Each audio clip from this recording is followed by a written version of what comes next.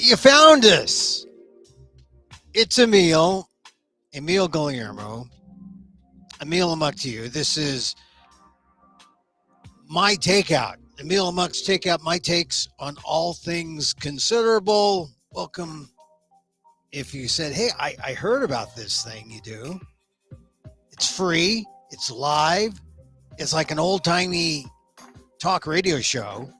You know, you just put it on and then you go about your business. You don't have to look at it if you don't want. I mean, you can. If you have YouTube at Emil Amok 1 or on Twitter at Emil Amok or Facebook at fb.com/EmilGuillermo.media. I mean, you could look at it. I don't mind if you gawk or stare, but it's an old timey talk radio. We talk about the news right here, Monday through Friday. If not live, then definitely on tape and all those different places. You tune in and say, well, what does Emil think? Or WDAAAT, what does an Asian American think? Because they rarely ask us. You know that. We're not in the sample size. They never include us. And so here we are, and there's a lot of news to talk about. I'm going to talk about the Trump immunity. No immunity for Trump, which is great. And now I want to know, can we get immunity from him? How do you do that? Well, if you're in Nevada, you can vote to get immunity from Trump by saying he's not I know he's on the ballot. Actually, it's the Nevada primary and caucus today. And there's going to be a primary and there's going to be a caucus. And so I don't know how the RNC is going to work that out. But if you're voting in Nevada today, you can vote for immunity from Trump by not voting for him, by making sure he's not the nominee.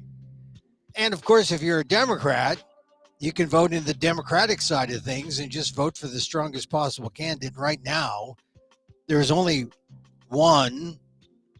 I mean, look, I can't say I love all the Democratic candidates because each one has a thing that I don't like. I'm talking about those also rans too. I love Marianne Williamson. I don't know if she can be president, if enough people will vote her in, but we need someone with that kind of sensibility in there. And so we have Joe Biden, who has probably the best chance if everyone who is allied and says, yes, we want immunity from Trump. I think that's Joe Biden's the best candidate for that. But the big news is Trump gets no immunity from prosecution. He can be prosecuted. You'll recall that we've been talking about that over the last couple of weeks, especially when Judge Florence Pan asked him the question about SEAL Team 6 and asked his lawyer, if a president were to say, have SEAL Team 6 assassinate someone, could he do that? Could he get away with that? I mean, that was how absurd the idea that a president would have immunity from the actions that were committed while he was president. So now the circuit court has come back and said, yes, this is our decision. Trump can be prosecuted. He does not have immunity. And Trump he has until next Monday to appeal to the Supreme Court. Now, if it goes to the Supreme Court, a lot of things can happen. I mean, it could decide it all. If the Supreme Court says, yes, we're going to hear it, they can be definitive, but I don't know if they want to do that. I mean, I've been listening to all the court watchers make their predictions, saying they only need 4 people to say, yeah, we'll hear the case.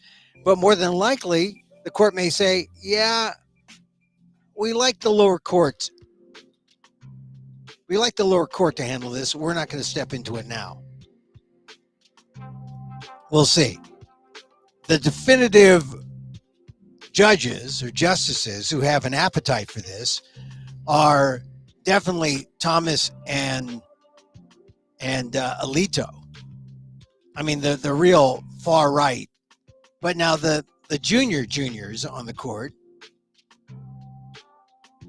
Kavanaugh and Gorsuch and Amy Coney Barrett, would one of them or two of them break away? I think Justice Roberts probably wouldn't. Don't know about Kavanaugh, but they are mostly conservative. So you see, we don't know. But if they do take it, it could mean that we could have a decision. We could have a trial date, and we could have possibly a conviction of Donald Trump. And we know this is what people are worried about, because if there is a conviction, most people in the polls who are for Donald Trump tend to get a little mushy and switch when there's a conviction. They say, well, maybe that's going to do it. That's going to turn us around. That's going to keep us from voting for Trump. We'll see. We'll see. I mean, I just think that we got to watch that. Next Monday will be the key date. Now, if you're saying, Emil, I know we got this decision, and is there one thing you could read to us, Emil? Well, from the United States Court of Appeals, this is the decision decided today on the 6th of February, number 233228, United States of America appellee versus Donald J. Trump appellant. And this is, I think, all you really need. The first couple of pages. The per curiam. This is a unanimous decision signed by Judges Henderson, Childs, and Pan. Two of them were Biden judges. One was a Bush judge. Pan and Henderson, I believe, were Biden appointees. But here's the per curiam filing. Donald J. Trump was elected the 45th president of the United States on November 8th, 2016. Just a little background. He was sworn into office at noon on January 20th, 2017. And he served until his term expired at noon on January 20th, 2021. At that moment, President Trump became former President Trump, and his successor, Joseph R. Biden, became president and began his own four-year term. Although this sequence is set by the Constitution, it did not proceed peacefully. Indeed, from Election Day 2020 forward, the government alleges that President Trump denied that he had lost his bid for a second term and challenged the election results through litigation, pressure on state and federal officers, the organization of an alternate slate of electors, and other means. Oh, there they really kind of lay it out. Look at all the things he did. And first of all, it was not peaceably. It did not proceed peaceably. And then look at all the things that Trump threw in the way. Trump denied that he had lost his bid for a second term and challenged the results through litigation, pressure on state and federal officials, the organization of an alternate slate of electors, and other means. His alleged interference in the constitutionally prescribed sequence culminated with a Washington, D.C. rally held on January 6, 2021, the day set by the Electoral Count Act, for the Congress to meet in joint session to certify the election results. The rally, headlined by President Trump, resulted in a march of thousands to the Capitol and the violent breach of the Capitol building. Mind you, it says the rally, headlined by President Trump, resulted in a march of thousands to the Capitol and the violent breach of the Capitol building. The breach delayed the congressional proceedings for several hours. And it was not until the early morning of January 7th that the 2020 presidential election results were certified, naming Joseph R. Biden as the soon-to-be 46th president. Since then, and this is important, hundreds of people who breached the Capitol on January 6, 2021 have been prosecuted and imprisoned. Hundreds of people. And on August 1st, 2023, in Washington, D.C., former President Trump was charged in a 4-count indictment as a result of his actions challenging the election results and interfering with the sequence set forth in the Constitution for the transfer of power from one president to the next. Once again, I'm reading from the actual decision by the appellate court. Former President Trump moved to dismiss the indictment, and the district court denied his motion. Today, we affirm the denial. This is the appellate court saying Trump moved to dismiss. The district court denied it. He went to the appellate court. That's who we are. We affirm the denial. And this is maybe the thing you need to know. This is the one thing that's going to get quoted all day until Monday, until Trump decides that he is going to go forward and do whatever he chooses to do with the Supreme Court. For the purpose of this criminal case, former President Trump has become Citizen Trump with all of the defenses of any other criminal defendant. But any executive immunity that may have protected him while he served as president no longer protects him against this prosecution. And that's what you need to know. That's the summary from the appellate court issued today, 57-pager. I mean, you could read all 57 pages if you want to get into the nuts and bolts, but here you have it.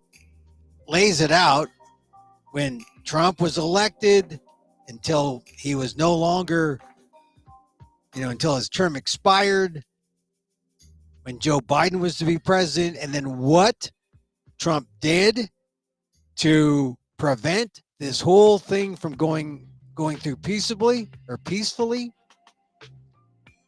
He threw all these obstacles in the way, one monkey wrench after the other, denying that he had lost his bid for a second term.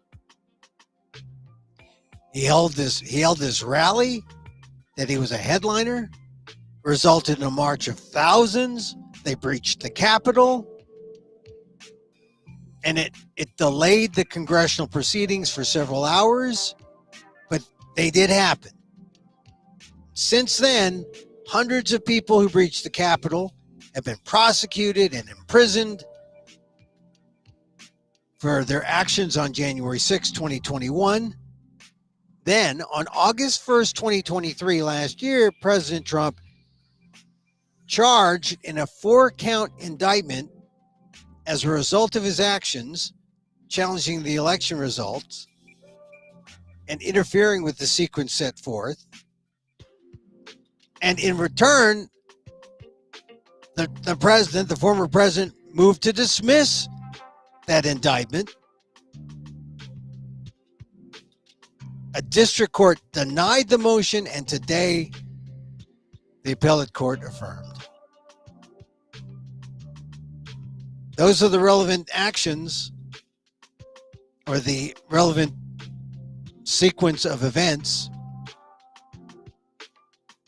And the appellate court's punchline was this last graph. For the purpose of this criminal case, former President Trump has become Citizen Trump.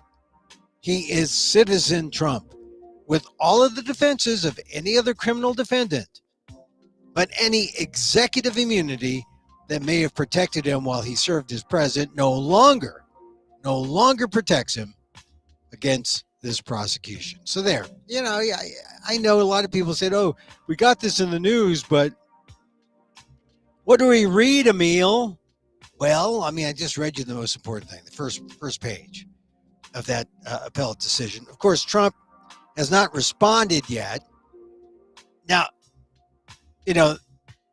we have an Asian American oriented show because one of the subtitles is WDAAT, what does an Asian American think? And there is the Asian American angle here.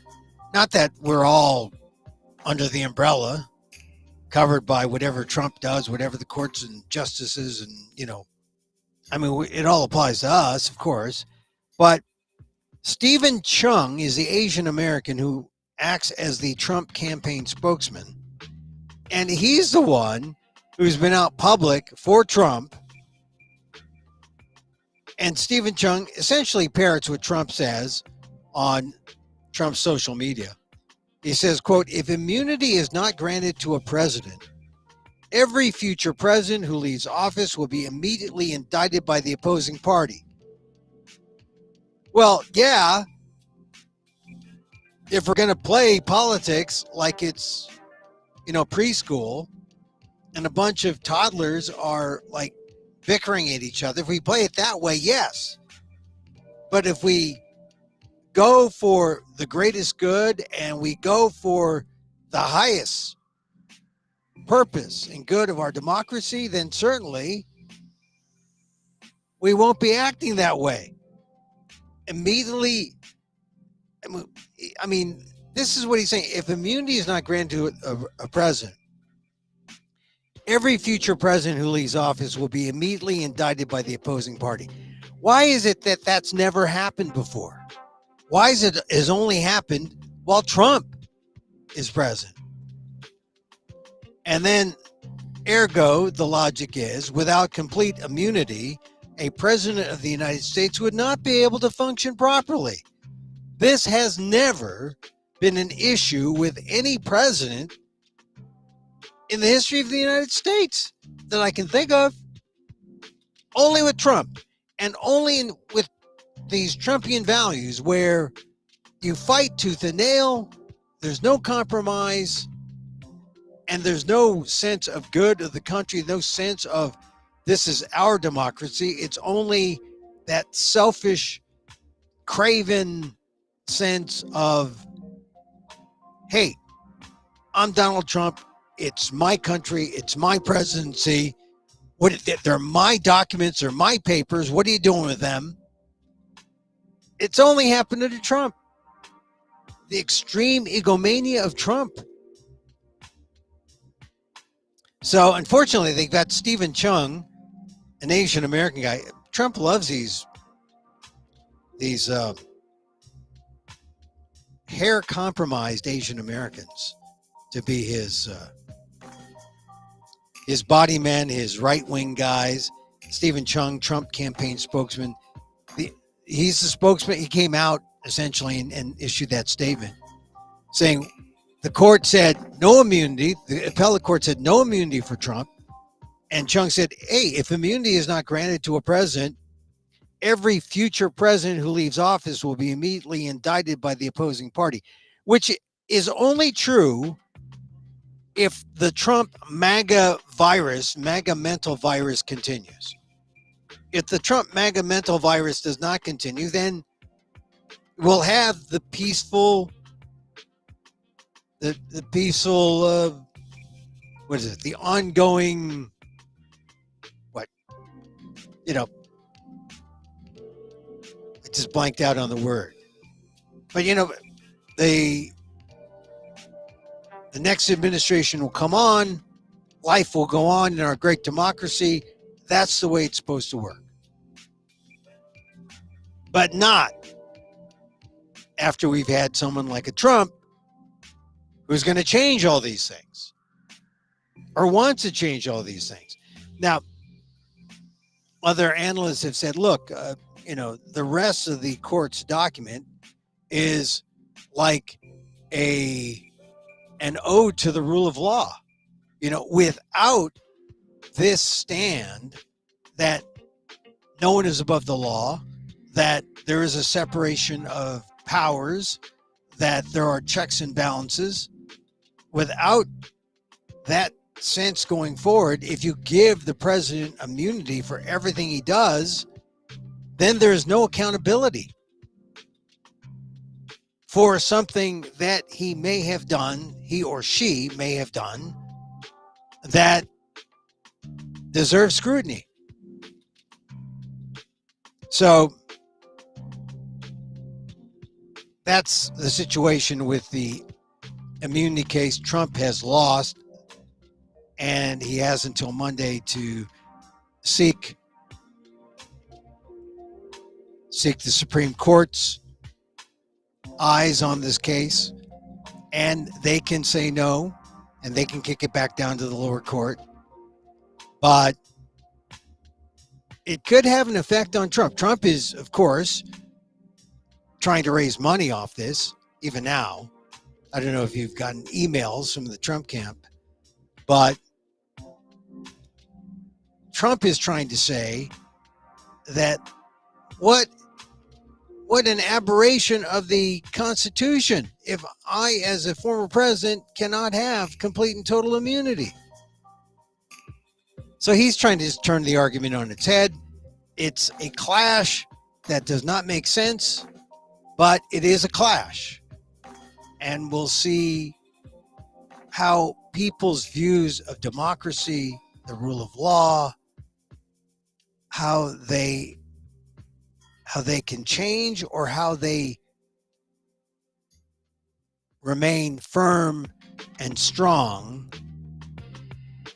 despite pronouncements from Trump. Because Trump, the thing about Trump, he can make you feel like, hey, I'm doing the right thing.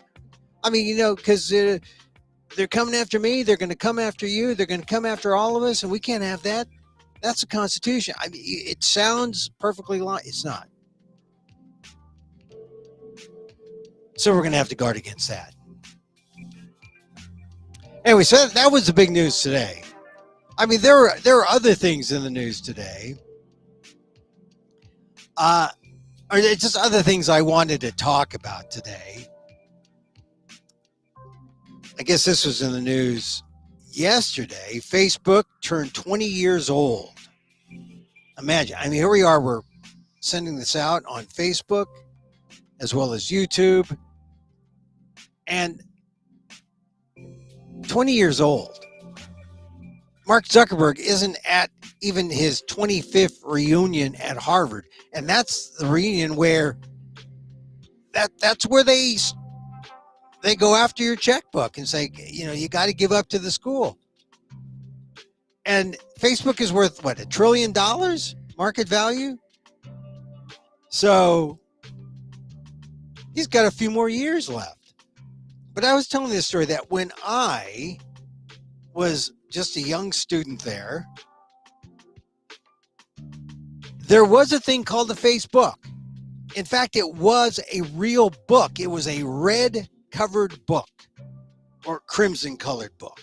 And you'd look at it and you'd see every of the gender to which you are attracted.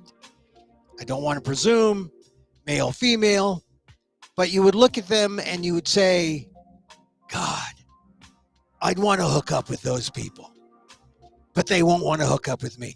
I mean, you would say that. Of course, you wouldn't use that language, decades ago, but we're looking at that picture. And in my case, it was like I was looking at a picture. I think the standard at the time was a Farrah Fawcett poster. And you would think, oh, God, how will I ever meet that girl from outside of Cos Cobb? Because most of them are for the New England area, right? And that's how I knew Facebook. I knew it as a book. I didn't know it would be worth $1 trillion at some point in my life. I didn't know it would be the bane of existence. I didn't know it would be the thing, the social media king. So that's why I say, I went to Harvard, but I'm not that smart. I didn't know. And now it's 20. But other people weren't that smart about Facebook. About Facebook, some people were saying, I don't know how Facebook's going to make any money.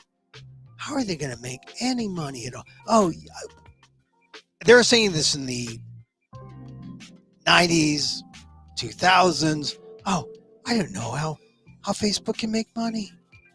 I wouldn't want to bet on Facebook. Oh my God, what a loser. What a gamble. Oh, there's some people who wish they gambled. Some people now. Okay, a couple other things before we want to cut these Emil Amok takeouts shorter. I saw Curb Your Enthusiasm when it came out Sunday. Man, what a funny show. What a funny show. I mean, you watch certain things. You watch stand-ups, you watch some sitcoms, you watch some things, and, it's rare to get a laugh. And if you're looking for laughs, I just know that, as a performer who in my theater shows, I played for narrative, but I also played for laughs. And when I don't get any laughs, I feel weird. But,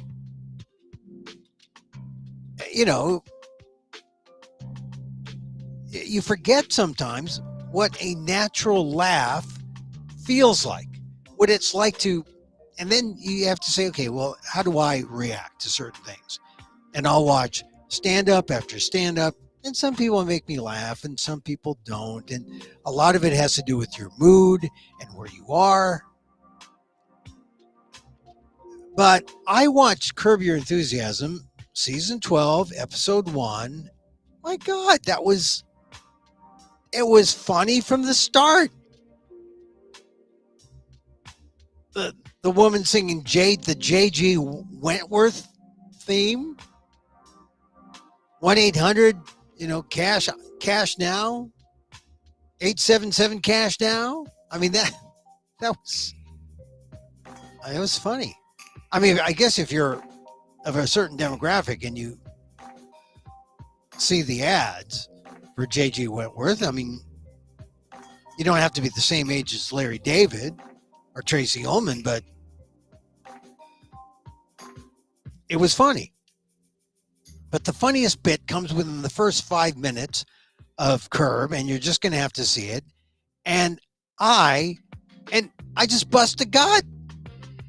And I hadn't laughed that hard in at least a couple weeks. I mean, I laugh at some things that people say. I laugh at some things I see comedians say. I mostly just nod with approval.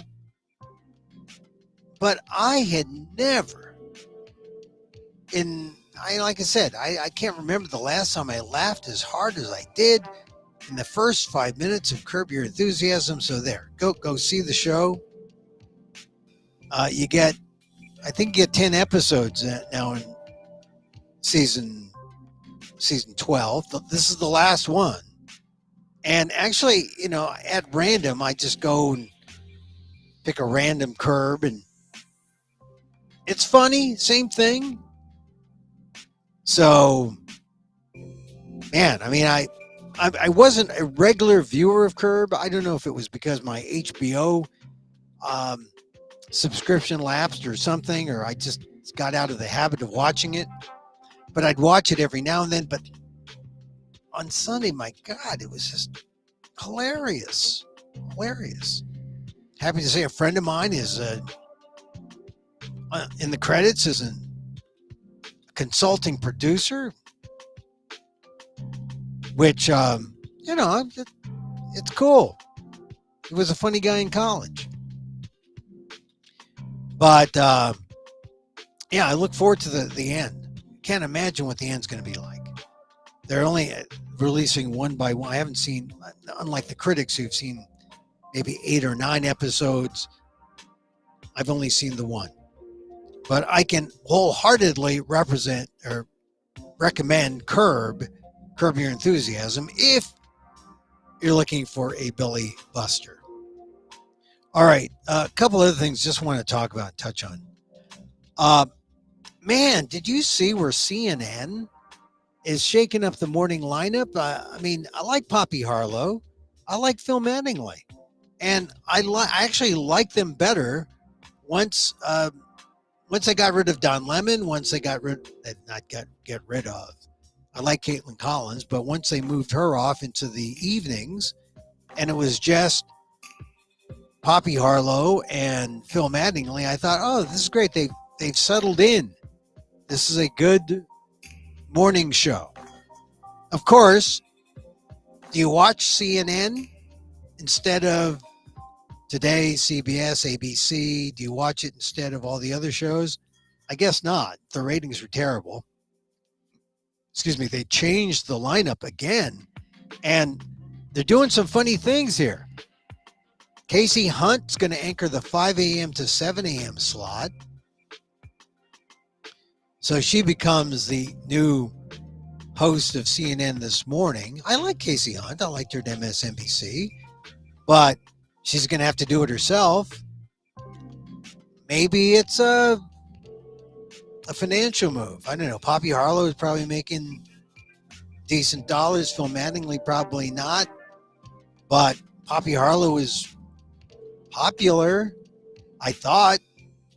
But the new guy at CNN, this guy Mark Thompson, is saying, all right, they're out. We're going to shake up things in the morning. And look, I've been in broadcasting. I know what it's like. It's no good. No fun. No fun. Stiff upper lip. Thompson's going to meet with Poppy Harlow and Phil Mattingly, and they're going to figure out what they're going to do. You know, I mean, there's a lot of people at CNN because of the Chris Lick shakeup and other things that have happened. You don't see them as often. Allison Camerata, don't see her as often. But I'm sure they'll find places for these old CNN hands. You know, I like CNN. I know a lot of people say that CNN has been, you know, maybe more conservative than that. No, I don't think that's true. I think they do have some conservatives on, but I don't see them as a conservative brand like Fox. I see them more moderate, and they have a certain amount of people on the left and a certain amount of people on the right. I like to go to CNN when I want just the news, because you know when it's news and you know when it's opinion. On Fox, you don't know. And on MSNBC, generally, their opinion. Because if you want the news, you'd go to NBC. So MSNBC has its own niche, very opinion oriented. I love watching MSNBC also. Specific shows. I like to watch Lawrence.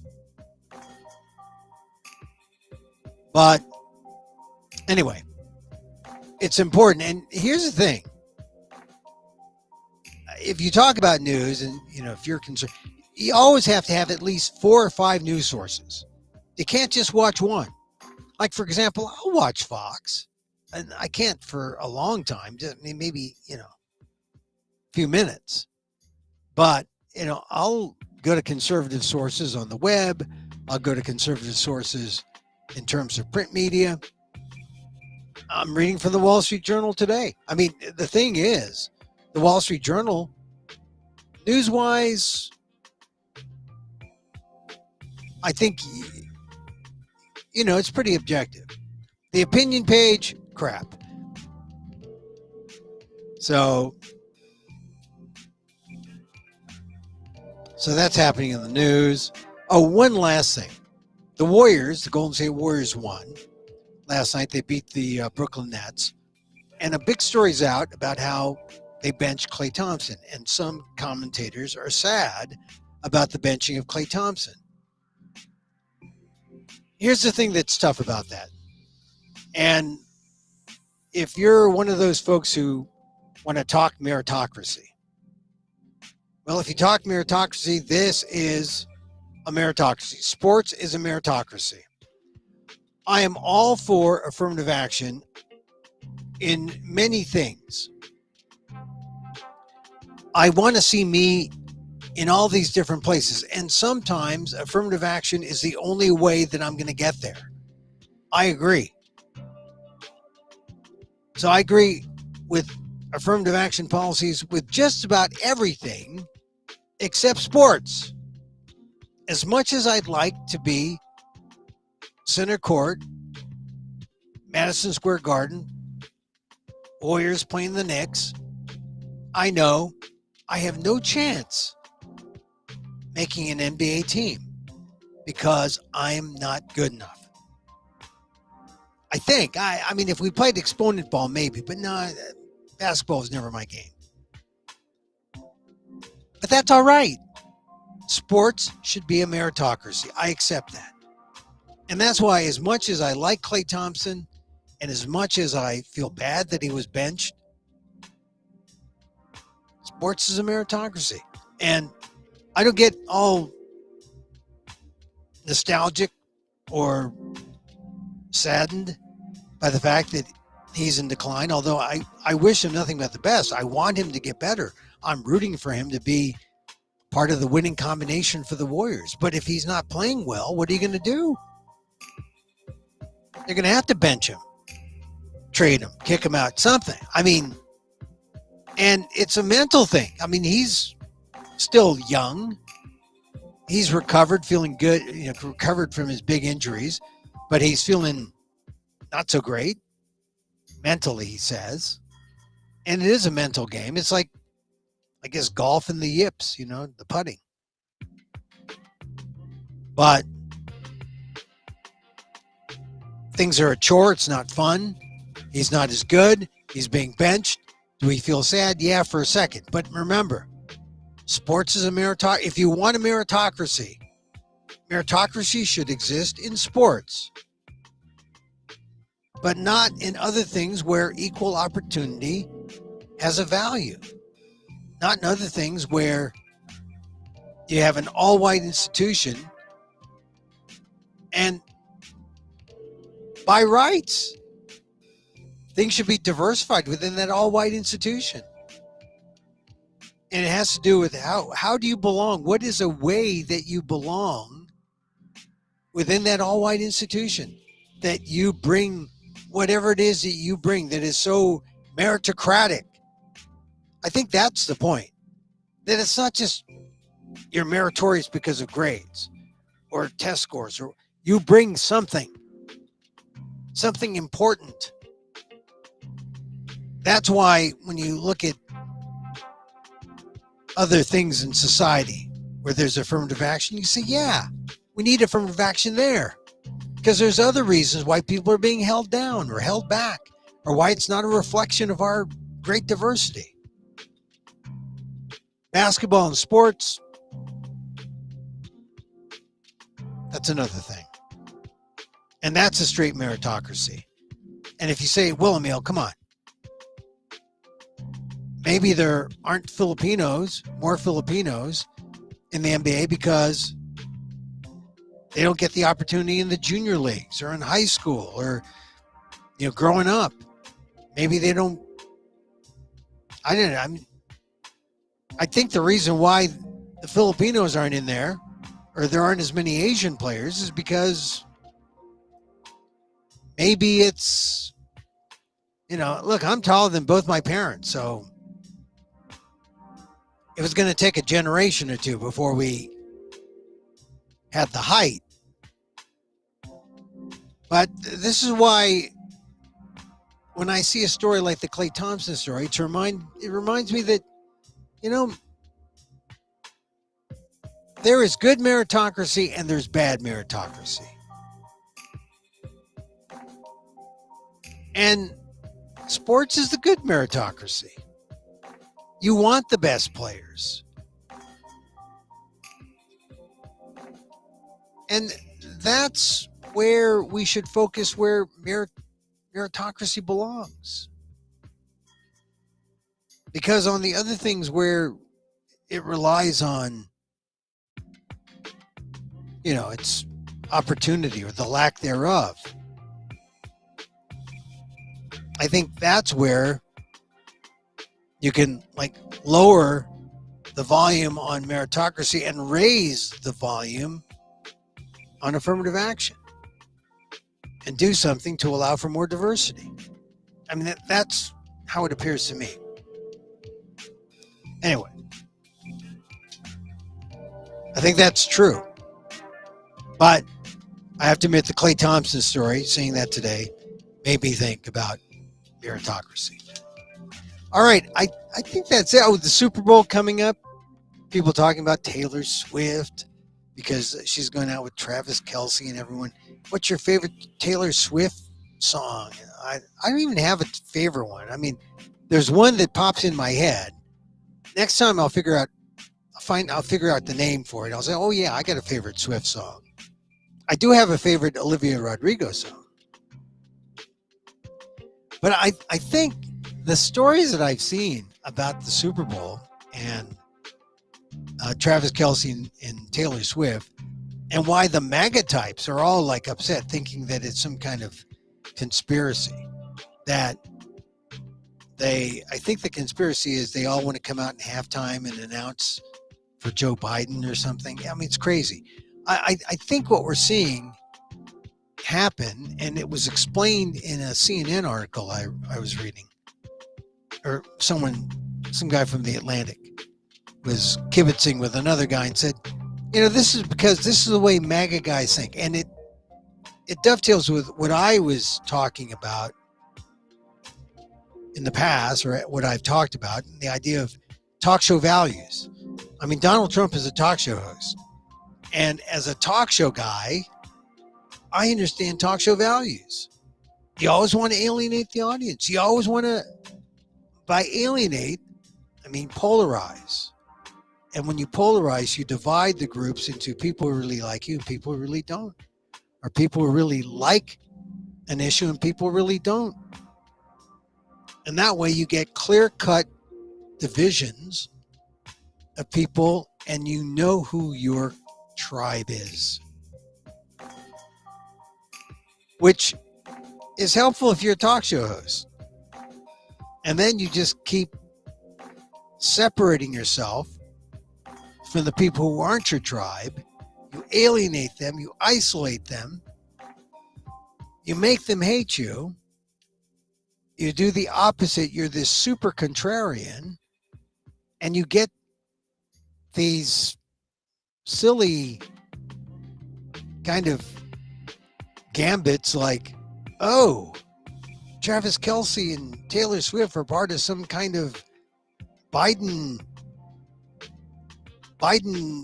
playing in the Super Bowl, which is outrageous, right? But it'll outrage the MAGA types. It'll outrage the liberal to left crowd. And it will keep people talking about your extreme MAGA contrarian position. That's how you build your audience. Sick, isn't it? But I mean, that's what Trump is trying to do in politics. I wish it weren't so. I wish I didn't know about this firsthand from the talk show wars that I've been a part of. But this is how it's done.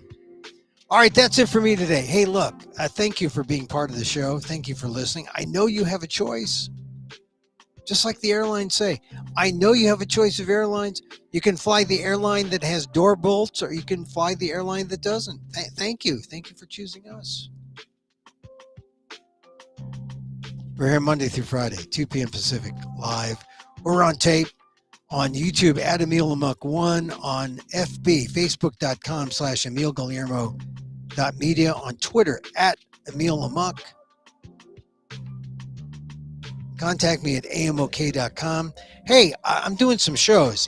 This show, there's some inadvertent punchlines, but for the most part, it's just a radio talk show. But if you would like to see my show, my one-man show, I'm at the Rogue Festival in Fresno, March 2nd at 2 p.m. Saturday, March 2nd at 2. Saturday, March 2nd at 9:30 p.m. Oh, what a long night in Fresno. Sunday, March 3rd at 2 p.m. Boy, who scheduled me for that? Thursday, March 7th at 5:30 p.m. And Saturday, March 9th at 5 p.m. God, am I going to survive that? That's at the Rogue Festival, March 2nd through March 9th. It's at the Lotus Room. Go to roguefestival.org. Okay. Also, I'm performing in New York April 5th, April 8th, April 13th, 19th, and 21st at the New York City Fringe. I'll let you know where to get tickets there. And also Orlando in May. So check out all those shows. And I have two other things to mention. I'll mention closer to the occurrence, the occasions. All right, thank you for joining me. I just love talking and being here with you. We do a little meditation to calm us down and make sure we're of right mind when we go amok. And so, as I wish for me, I wish for you. May you be safe. May you be happy. And may you live with ease. Emil Guillermo here. Till next time. Mahal Kita.